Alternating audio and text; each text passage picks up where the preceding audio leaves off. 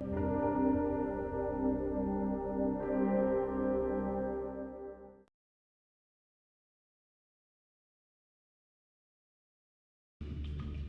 up in Dakar and living in Dakar is basically it's probably one of the best places in the world to grow up in because I mean, even as kids, we got to watch Michael Jackson videos and then local superstars and then Indian movies and French pop culture. So it's quite an interesting mix. It's less unusual than you would think because I think the big African cities have always been quite open to the rest of the world. It's only now that people realize it with my generation of artists who incorporate all these influences in their creation. But even in the previous generations, I remember my dad would travel to London just to buy one vinyl of the Beatles and come back to Dakar. Can you imagine? The Studio of Vanities is an ongoing project that I will probably never stop. It's a series of artist portraits. Basically what I'm trying to do is to document the young art scene, well, the cultural scene, and not only those who are on the front line, not only artists, but all those people who make it happen.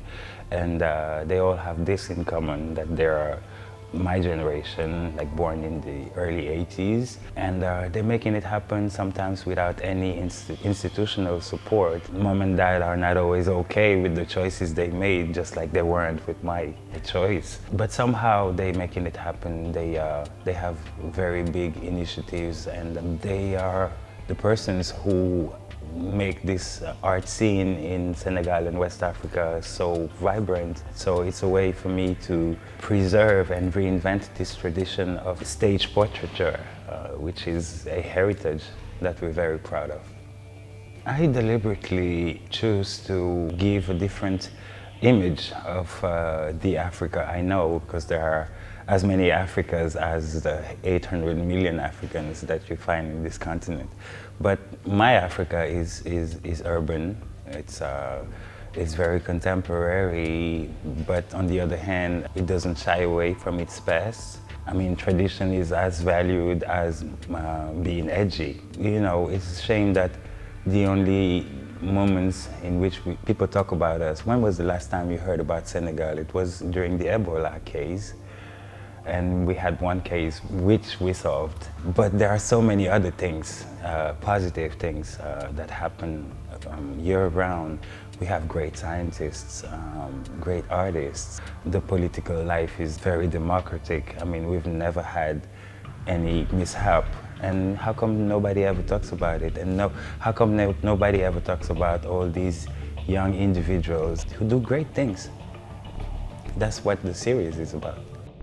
In West Africa, fabrics play an important role. They tell a lot. When my mother was pregnant, a fabric was made. When I was born, another fabric was made, hand woven. And then later on, at every stage of the life, a fabric is made, and it means something. It tells a lot about who you are and where you are, on which stage you are in your lifetime. There are specific fabrics for weddings, for burials, for births and circumcision, and not many people of my age would be able to read through all this, but I do. I know when I look at a fabric, I know exactly from which area of the country it is and what it's supposed to mean. Remixing Hollywood is a project that I worked on with another photographer, Antoine Tempé. What we wanted to do is to imagine what the Hollywood movies that we loved would look like if they were shot in Africa. So each of us had 10 movies, and he did Breakfast at Tiffany's in Abidjan, and I did The Matrix in Dakar. And it was a celebration, really, of the magic of a good movie. You know, a good movie takes you away. You don't care if James Bond is black or white, it's James Bond. It was all over the press, worldwide. But then it started a controversy, could you believe it, especially in the US, because some people were claiming that there were two African photographers who wanted to paint Hollywood black. And you should see the comment sections under every article. It was crazy. But then it met a goal. If it hits a nerve, then it found its purpose. because that conversation needs to happen. Project Diaspora is my latest project. I started it while I was in a residency in the south of Spain, in Malaga.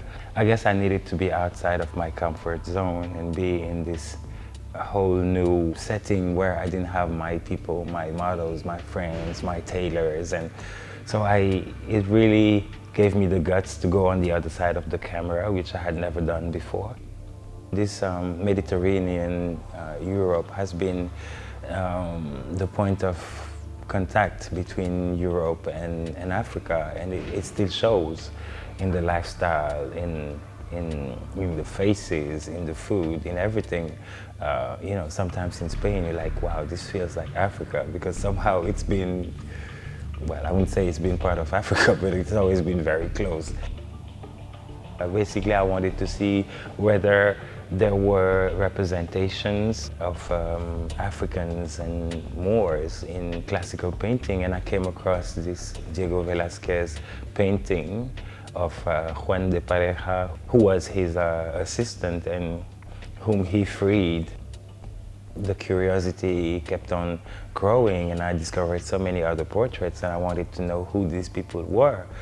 And I was stunned, because behind every picture there is a great story that I had never heard about, not in Africa, not in Europe. I felt like this needed to be shared with a language that people could relate to nowadays. I also wanted to draw a comparison between those Africans from the 16th and 19th century and the current soccer royalty, because I think there are some similarities when you look at the soccer world and you look at the likes of Samuel Eto'o or Didier Drogba or God knows who. They are acclaimed for what they do, scoring goals, but they're not always respected as, for who they are, despite the outrage it always produces. People still find it right to throw bananas at African soccer players because they failed to score a goal, or you get racist comments from soccer authorities like, African soccer players, well, they run fast, but they aren't very smart. Plus, they're cheap, so, you still get to hear these things in 2015. Technically, these could be called self-portraits, but I tend to say that these aren't self-portraits. These are celebrations of a memory. I'm just using myself as a prop, but these aren't my portraits. It's as if I was lending my flesh to these souls so that they can contribute to this current conversation about the role of Africa and Africans in the global civilization. I wanted to bring them back to life and give them an opportunity to talk about the role of Africans outside of Africa.